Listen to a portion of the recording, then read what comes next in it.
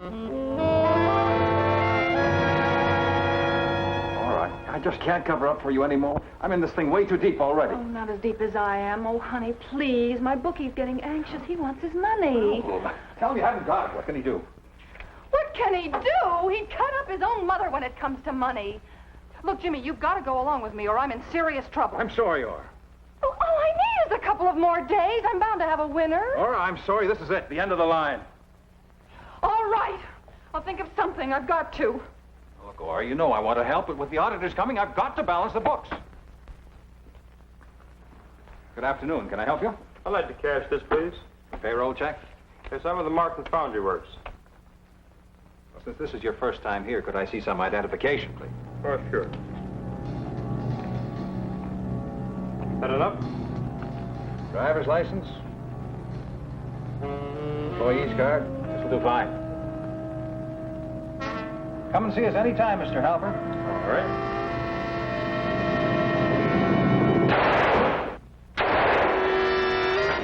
Ora!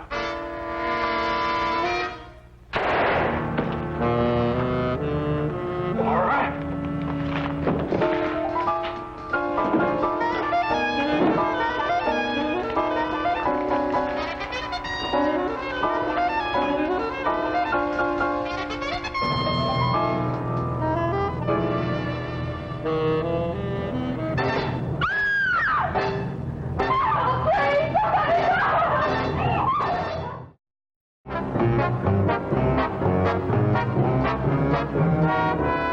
My name is Frank Ballinger, Detective Lieutenant, M Squad, a special detail of the Chicago Police.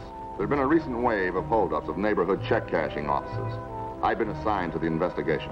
I was across town when I heard the report on the double shooting. It took me 20 minutes to get there. My boss was already on the scene. It's an attempted holdup, Frank. Cashier's the only witness.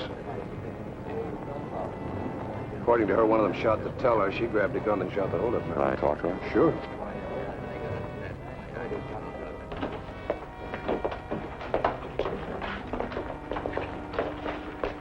This is Ora Kane, Frank. Wallace Kane. Hi, I'm Lieutenant Frank Ballinger. I understand that you've had a pretty rough time here. Yeah, it was pretty bad.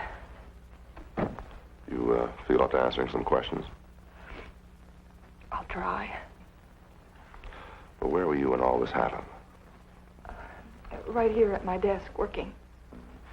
When's the first that you noticed that something was wrong? Well, when I first heard the shot, and as I turned toward him, the man fired again, and Jim fell. He's the teller, Frank. Jim Landry.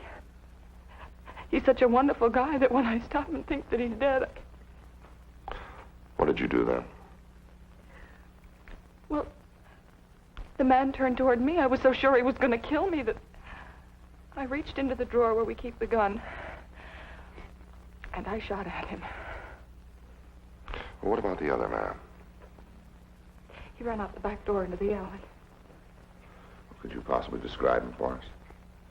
Yeah, he was about 25, 150 pounds, 5'10", and he wore dirty gray pants and a black leather windbreaker. Well, that's a very good description. Miss Kane, you're a very brave girl and level-headed. Well, don't let appearances fool you. In just about 2 minutes, I'm going to start screaming. We'll have to have a statement from you downtown, Miss Kane. But that can wait. I'll have someone drive you home. Thank you.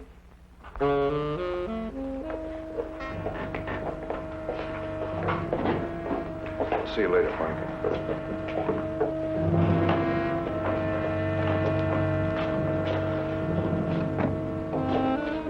Ora Kane would make a good witness if we ever caught the other bandit. She had a lot of self-confidence. After taking her home, I drove back to M Squad to see what homicide and the lab boys had turned up. This is just routine. Well, ballistics checks out the girl's story. Teller was killed by slugs from a .32 caliber belly gun that was found alongside the dead holdup man. Now, he, in turn, was killed by slugs from a .38 that Ora says she fired. Sure. What's on your mind, Frank? Well, just a change in the pattern. Only one man was involved in the first 5 stick-ups, and now suddenly there's 2 men involved. Oh, and the primary ID report on the dead man. Here, read that.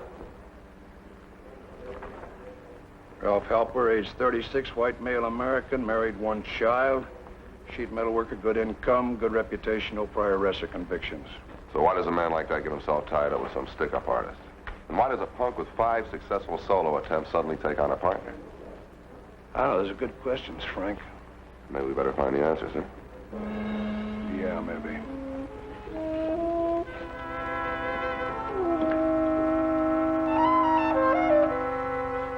A criminal investigation seldom follows a straightforward, clear-cut course. This one was obviously no exception. I drove out to talk with Ralph Halper's widow. Please go away. You can't do anything for me. Please go away. I hate to bother you at a time like this, Miss Halper. I certainly understand how you feel. Do you? Do you know what it means to be married to a wonderful man for 14 years? Did he owe money? Dr. Bill's gambling debts, anything like that? There's only one possible answer. Ralph didn't do it. And we're not in debt. We have a witness, Mrs. Halper. An eyewitness. I don't care what you have. I know Ralph. He didn't do this thing. The law needs a better answer than that. I need an answer, too. Our little girl, Lieutenant. What do I tell her?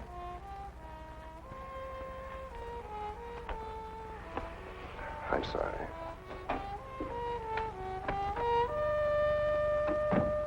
Somehow I believe Mrs. Halper. She was an honest person, and if anybody knew her husband, she knew him best.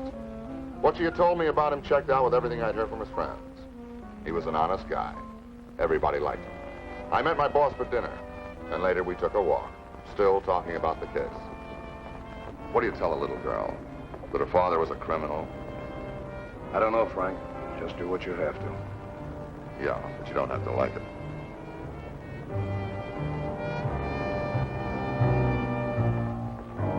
No further progress was made in the next 16 hours. The following morning, I reported back to M Squad. About 10 o'clock, Ora dictated a formal statement and signed it. Thank you, Miss Kane. Anything else I can do to help? Well, not now, Miss Kane. You've been very cooperative. You've become quite famous since yesterday. Yeah. And I wish I wasn't so famous. I'm afraid it's a little frightening. Why is that? Well, ever since those pictures appeared in the paper, I've been getting a lot of phone calls from complete strangers. And last night, I think one of the calls was from the man that got away. Oh, what did he say? Oh, I don't know. Something like, don't try to identify me or you'll get what Ralph Halper and that teller got. Well, why didn't you mention this when you first came in? I guess I'm just not thinking too straight yet.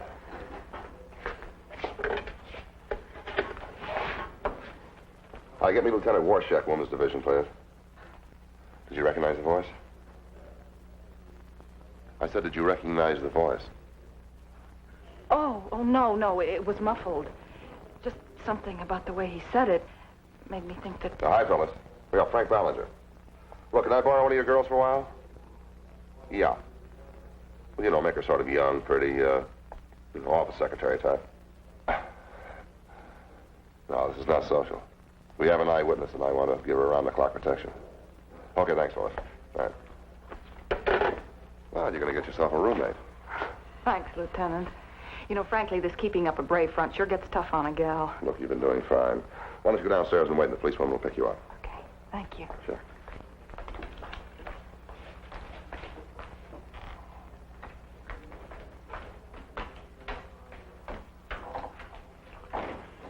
Miss Kane seems to be quite a gal. Yeah, but it doesn't tell us why Ralph Halper got mixed up in this and why a solo flying bandit suddenly wants to take on a partner. Yeah.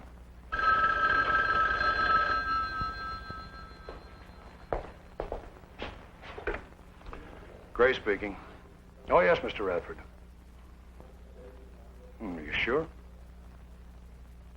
I see. Well, how much was the amount? Yes, sure. I'll check it out right away, and thanks. Well, there's one from left field. From left field. What? Well, the auditors at the check cashing outfit went over Jim Landry's books. Found a shortage. $1,500 worth.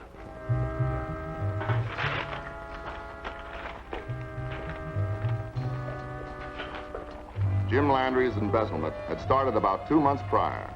Small amounts at first, $40, $50, $60. Then they got larger. The last for $500 had occurred just 2 days prior to the shooting. I spent the rest of the day checking on Jim Landry's friends, neighbors, acquaintances, relatives. Everywhere the story was the same. Hard-working, industrious, ambitious homeboy. Honest as the day is long. They were outraged at the idea that he might be a thief. At 5:35, I checked back at M Squad. Well, it's about time you got here. Reports on our APB, negative. Reports on the belly gun, negative. R&I rundown on Landry, negative. Well, if he was crooked, he had a lot of people fooling him. Yeah. Policewoman's report on any unusual activities at Ora Kane's apartment, negative. And the final autopsy report on Landry and Halper. Well, at least this can't be negative. No, but take a second look at that section on bullet penetrations.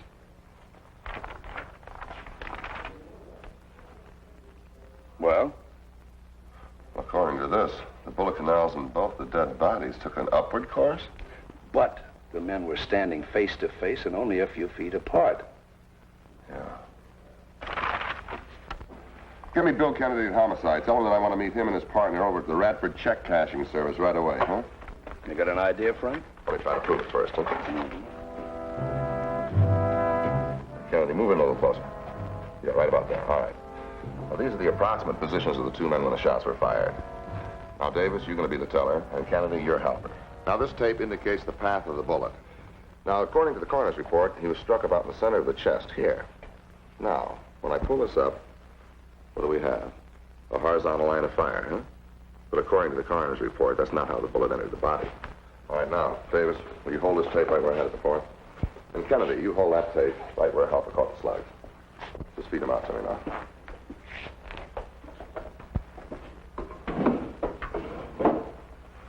Now, what I'm saying is that both the murder weapons were held low and fired from approximately here. Because the bullet canals in both the bodies have an upward slope to them. But if Halper had shot the teller, the course of the bullet would have been horizontal in the body. And it's not that way. As you can see, these went uphill. So 5 will get you 10 that Orr is lying about the shooting. Yellow. So, yeah, boss. Al? Well, it looks like Ora Kane's in this mess right up to her lovely little neck. Well, don't take any bets on it, Frank. Squad 83 just picked up a suspect who's confessed every robbery in Chicago, including the one you're on. What? And according to him, Ora Kane's story checks out 100%. Thanks.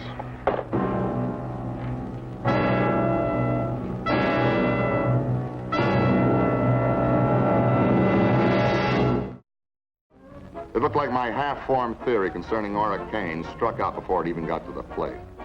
I drove back to M Squad to check it out. This is a list of 26 robberies. You claim that you did every one of them, including the 6 check-cashing outfits? Including everything, man.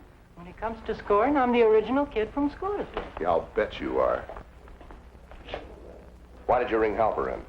Who? Ralph Halper, or don't you know him? Oh, the square that got himself blasted at the check cashing joint. I'm a wheel, man. When I dig a score, I like to spread it around. Like Halper. Yeah. He was in a bar moaning. Said he was flat broke, so I give him a chance to fly high.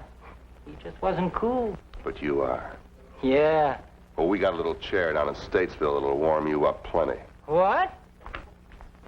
Eddie, will you come in here and get him out of here? No, wait a minute, man. I didn't bump that joker. An accessory is just as guilty as a man who commits a felony. Book him, Eddie. Accessory first-degree murder. Hey, now look, I was gassed. Come on, get him out of here. This, Halper. I got an alibi for that Bradford job. You hear? An alibi. A confessing Sam. Yeah. Well, let him make a statement if he wants to, but book him as charged. Well, what do we do now? Look, why don't we get Ora Kane down here and see if she can identify him? Right. And to be safe, I'll check out Willie's alibi.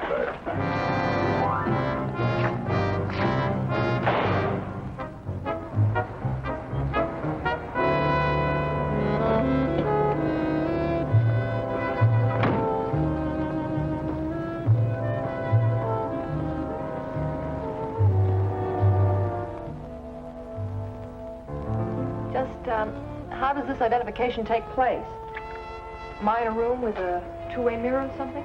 Well, we could use that method, but there's not much point to it. Don't forget our man already knows who you are, so he may try to cover up. That's what we're looking for. I won't forget. Thanks again, Miss Morrison. It sure is nice having you here. Oh, no thanks necessary. I only wish all my assignments were this easy. Okay, I'm ready. Bye now. Bye-bye. Oh, by the way, Sergeant, today's payday. I thought you might like to have your check. What is this? See you later.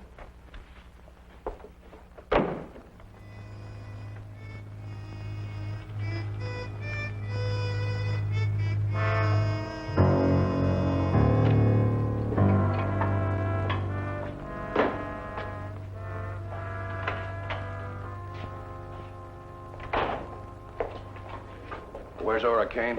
She's waiting outside. What'd you find out about Willie's alibi? Well, we checked it out. The Oak Park police picked Willie up at noon on the 21st on a vagrancy. Well, the shooting at Halpers took place at approximately 3:55 that same afternoon. Willie wasn't released till 8 o'clock that night, so he wasn't there. But Ora Kane was. Slow down, Frank. Little matter of motive and proof. Would you send in Miss Kane, please, and hold Willie till we call for him? Let's see what she has to say about Willie, huh?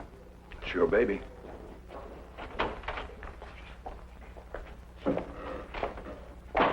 Sorry to drag you down here so late, Miss Kane. Oh, I don't mind, Captain, so long as it'll help. I'm sure it will. Would you mind sitting down over here, please? Look, we're going to bring Willie in just long enough to sign a paper, and I'll give you a chance to have a good look at him, all right? All right. Send Willie in.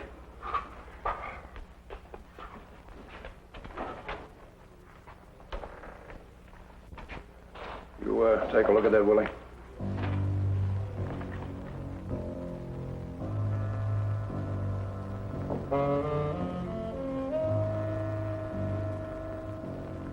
That about the way you said it was?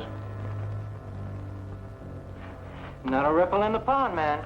Okay, sign it. Anything you say, but let's get this cleared up. All right, Eddie.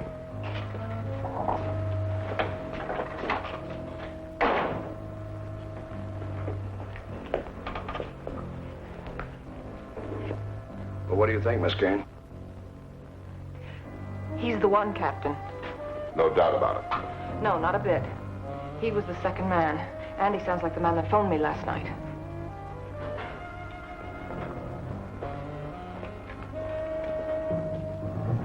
Well, I guess it about wraps it up. Your positive identification was all we needed. I feel sorry for him, but I guess I had to say so. Of course. And thank you very much. Thank you, Captain. Now that we have Willie in custody, you have a celebration coming. Supposing I call off the watchdog and meet you in about half an hour. We can have a little dinner. Fine, I'd like that very much. Oh, goodbye, Captain. Goodbye, Miss Kane. See you then. I'll be looking forward to it.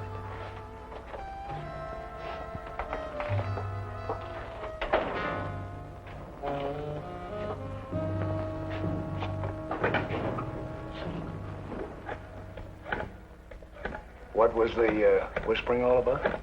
Operation Morale. Well, Sergeant Morrison, Frank Ballinger. Say, how did you make out with your paycheck? I found what you wanted. Yes. I've taken care of everything. Well, good. You're officially relieved as of right now, and thank you so much. Ora gives quite a performance. Yeah?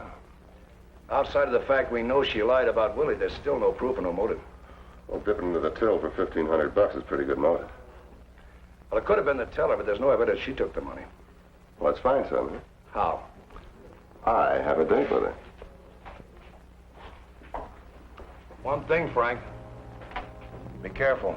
If you're right, she's already killed 2 men.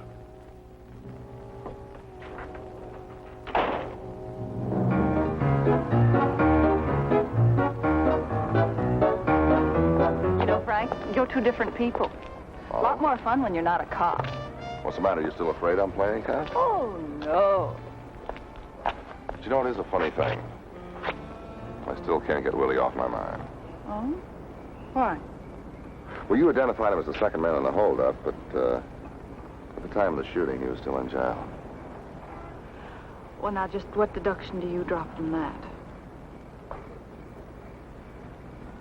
Why don't we sit down and I'll tell you about it.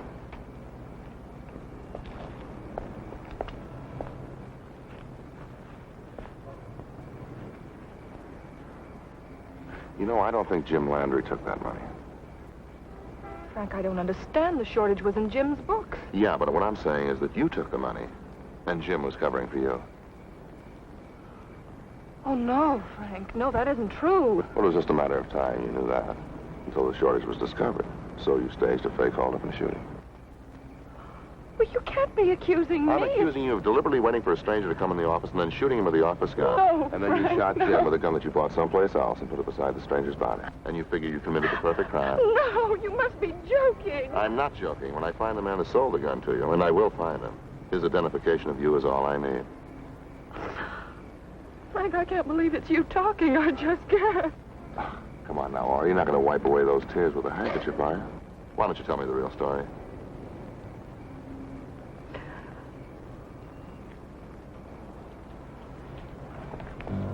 Now, Aura, you're going to put that gun down. You're wrong, Lieutenant. And you're wrong about one other important fact. I didn't buy one gun.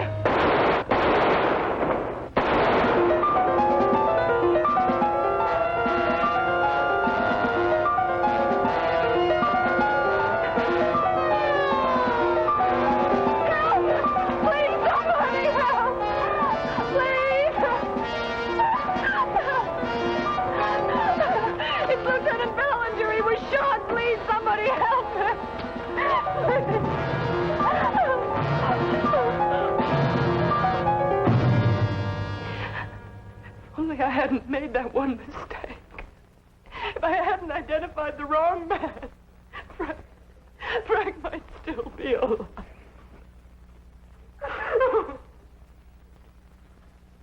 And the man in the park who killed Frank Ballinger was the real bandit. Wasn't Willie at all. No, I realized my mistake the minute he came up to us. But it was too late. I didn't even have a chance to start screaming before he started shooting. Frank died trying to protect me. That man was trying to kill me, and Frank died trying to protect me. Miss Kane's given us this story.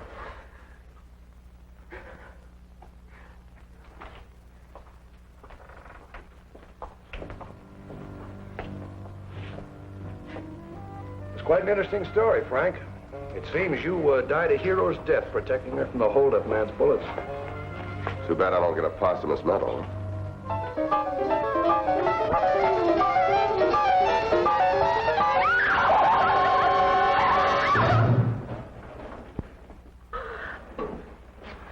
I thought you were supposed to be a smart girl, Aura.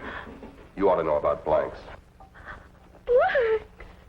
Yeah, that paycheck I gave to your roommate, Sergeant Morrison, was really a note asking her to look around the apartment for another gun. And once having found it, to go out and get some blanks of the right caliber and substitute them for the real thing. And then return the gun to the original hiding place. No. It looks like you were the one that was wrong, Aura. Wrong all the way. All right, Sergeant.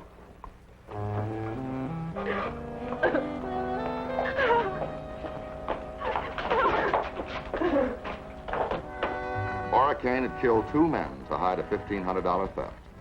To hide murder, she had tried to kill me.